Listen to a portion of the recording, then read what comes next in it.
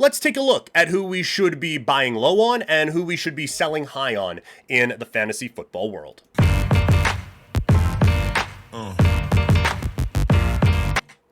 It is always a tricky conversation, but it's always the easiest advice, right? Like in golf, just keep your head down. Go. In baseball, keep your eye on the ball. Do that. In fantasy football, hey, you know what you want to do?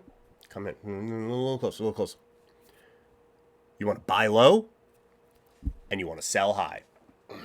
Nailed it. Done. So, easier said than done, though. But today, going to try to help us out in this way and figure out who we can buy low on, who we can sell high on in the world of fantasy football. Let's begin with the quarterback position.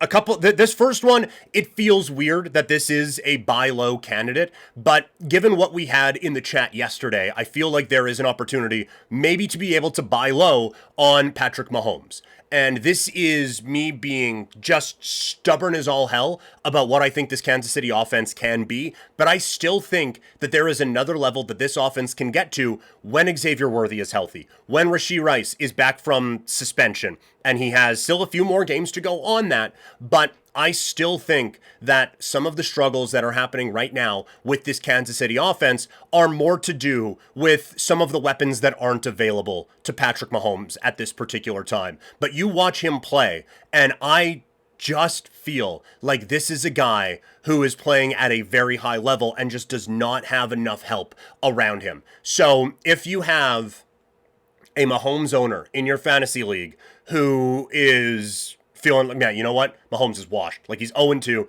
Team's not great. I don't know what I was thinking getting this guy. Need to get out of it.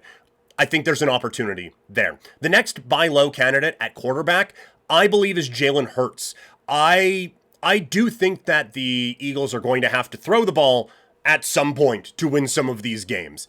And I think that there is a real perception of Jalen Hurts as just, again, talk about trucks and trailers. He's just a trailer. He's not going out. He's just a product of the offense. He's not really doing a whole lot. Can't throw the ball, not getting all these points, whatever. And I feel like there is a lot more with Hurts. Like, it just watching him, this is an eye test one. Watching him out on the field, it seems like, again, the processing is at an elite level. The decision making is at an elite level, and the the athletic gifts are at an elite level. And obviously with that was an immense work ethic. And so with him, a guy who can bench press a Volvo and is squatting buildings, I don't think a guy who works that hard is going to accept that his downfield passing game is subpar. That just doesn't seem like it's in his DNA.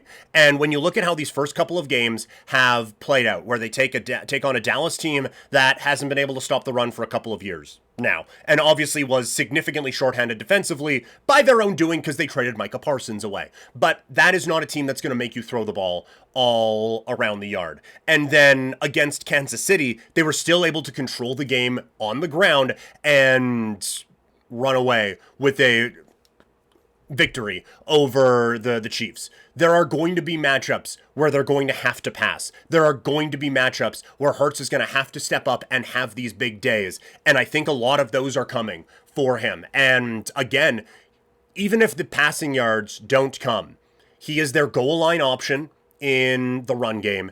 And he is their main option on third down. When it's 3rd and 6 and the defense backs off and they're covering guys, it is Hurts stepping up and running. So the opportunities in the run game are going to be there for Hurts as well. And I think the perception is that this is just kind of a second tier, even below that, quarterback. And if you can get Hurts at a discounted rate right now, absolutely, 100% do that. Our next buy low at wide receiver plays into this same thing. It's A.J. Brown.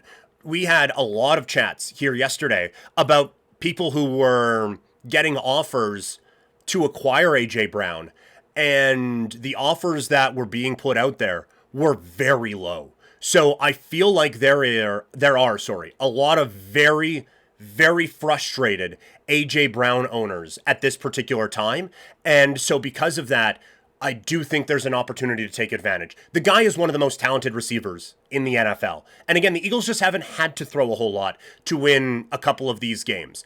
They're going to be passing the ball more. A.J. Brown is going to be a squeaky wheel that gets the ball more as the season goes on. So I think that this is a great opportunity to buy low on one of the most talented receivers in the NFL. The next buy low candidate also falls into the most talented receivers in the NFL category. It is Brian Thomas Jr., someone who showed last year has incredible gifts. And I get there is a bit of a concern because that offense added Travis Hunter, and they have a couple of guys in the run game that they kind of like a little bit. And maybe we don't love the quarterback. All of that together feels like we could be concerned about Brian Thomas Jr. a little bit.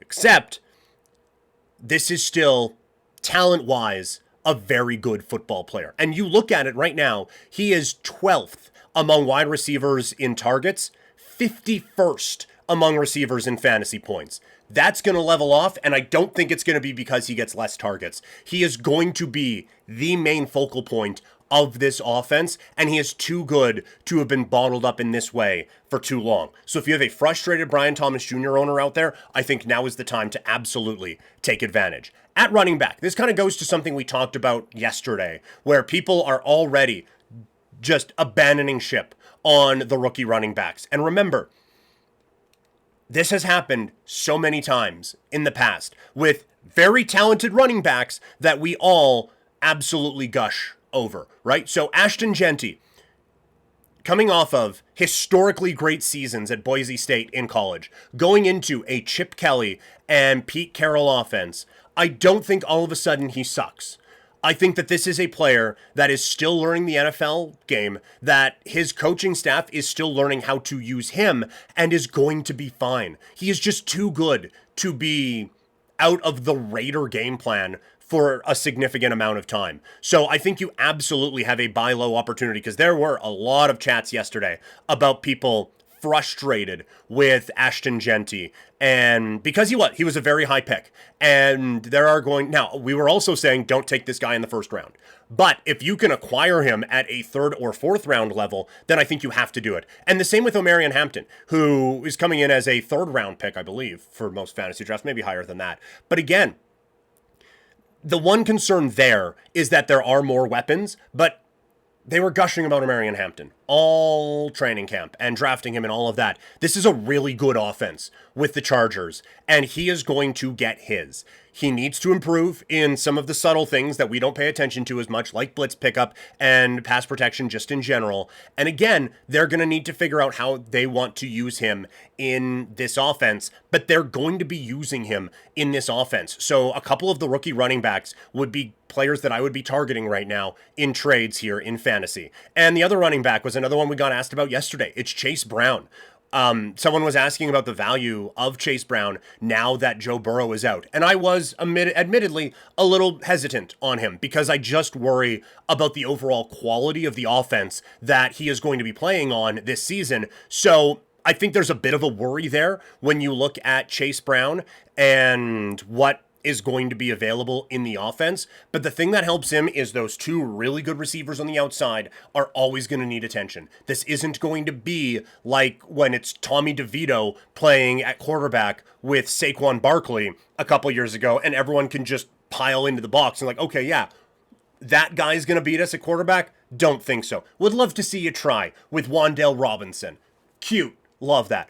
You're not going to do that with two top 10 receivers out on the field. So there's still going to be running lanes for Chase Brown. You're going to have a quarterback who is going to need a little bit more help, and Chase Brown is still a talented player. So he is a buy low candidate, I think, for sure, in fantasy. And lastly, at tight end, if you've consumed my content a lot, you will know who is coming. It's Chig Okonkwo. And this is a die on this hill player. I just think he's good. Like that is kind of the gist of it, is that he is a large human who showed last year when he started getting the ball more and more toward the end of the season that there's quite a bit of skill in that large human. And the tight end often becomes the safety blanket for a rookie quarterback. And Cam Ward is out there and he's running around and he's doing all these things. But as he matures this season, as he gets more comfortable in this offense, he's going to be more comfortable just getting the ball out quickly to his big tight end.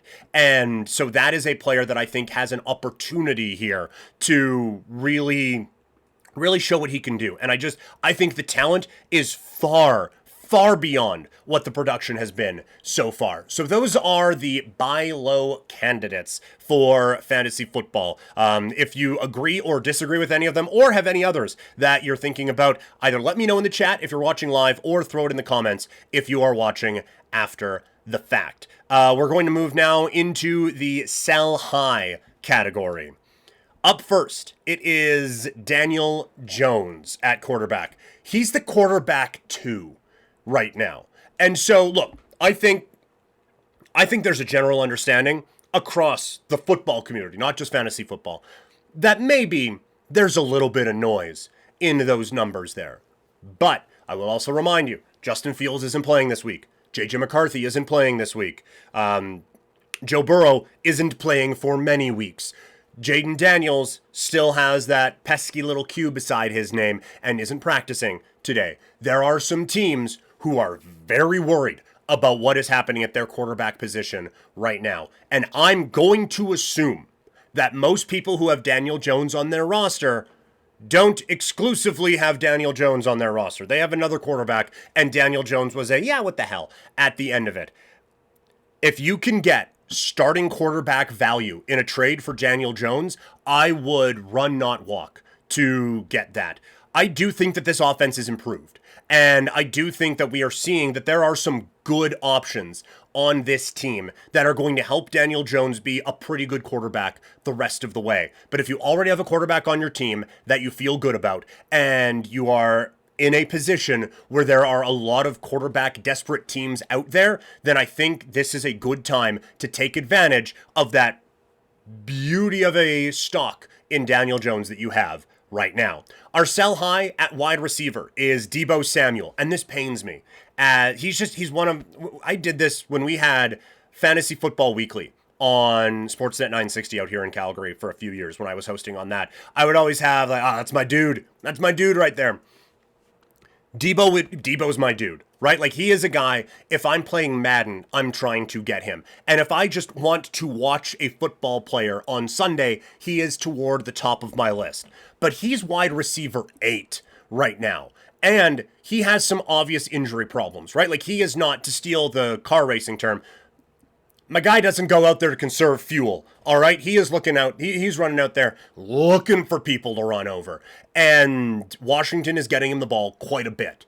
I do worry about there being a breakdown at some point because that has happened before. And also, I do worry about other parts of this offense starting to come together a little bit more, and McLaurin becoming more involved, Krosky Merritt becoming more involved, Chris Rodriguez becoming a little bit more involved in the offense. And so I think some of that high-level volume, and value, I suppose, that Deebo Samuel has been able to acquire is going to get chipped away at as the season goes on. So I think there's an opportunity to sell high on a guy who has a name that is producing at a high level right now.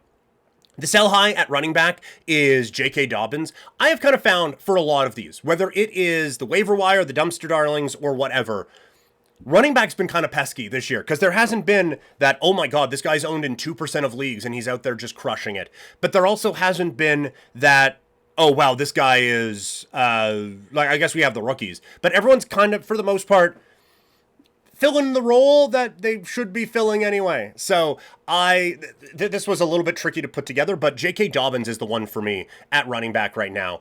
He's running back 11, and I do think that he loses some of the volume in Denver as the season goes on. Like I said, he's obviously slowed down because of injuries, but it looks like he has slowed down another half step this year. And with a team that was very excited about drafting RJ Harvey in the most recent draft, I feel like that is, again, talking about rookies becoming more involved as the year goes on, I think that is going to be a rookie that gets more involved as this season goes on. So if you can find a running back desperate team right now, say the Aaron Jones owner, then J.K. Dobbins is certainly a player that I think you can just like, hey, look, running back 11. He's depending on what league we're in. This is an RB1. Just take him. Just go. You know what? Just go. I think that there's a good chance to get some value out of that one. And then at tight end, it's Tucker Kraft, who I just want to say, I actually really like him. And if you guys, again, have consumed any of my content, you know I like that Green Bay offense a lot. So there's a lot to get excited about with this particular player, but he's tight end 1.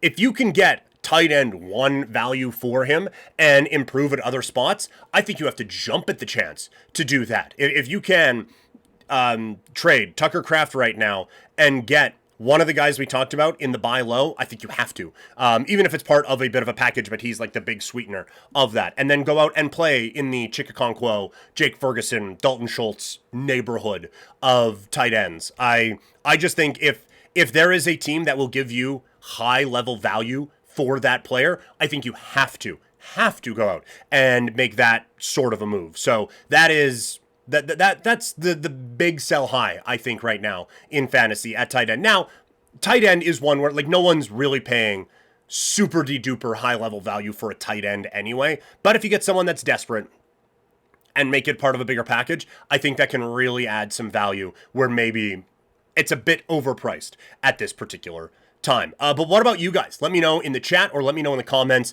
Any sell highs, buy lows, guys you're interested in, let me know in the chat. And while you're doing that, the comments is right by the share button. Just click that share button, send this out to a few people. Loved having the chat full yesterday. Loved chatting with whether on all the different streams, all the different people. Not taking anyone for granted. I just want you guys to have more people to chat with. So share it with some friends. Let's get this thing going. And let's have some fun here with Couch Potato Diary.